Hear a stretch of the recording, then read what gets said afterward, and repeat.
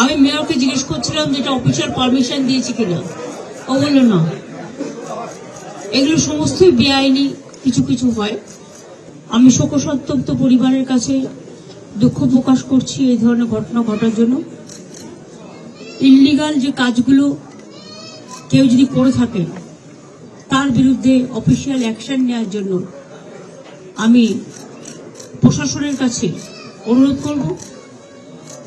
আর যে পরিবারগুলো আজকে অসহায় হয়ে গেছে তাদের পাশে তো সরকার দাঁড়াবে, এবং ডিজাস্টারে সরকার অলওয়েজ হেল্প করতে পারে, অফিসাররা করে দেবেন।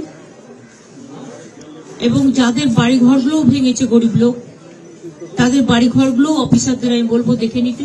কমিশনার আছে, কমিশনার এটা দেখে নেবেন। তাদের পরিবারগুলো প্লাস যারা ইনজিউর্ড হয়েছে তাদের পরিবারগুলো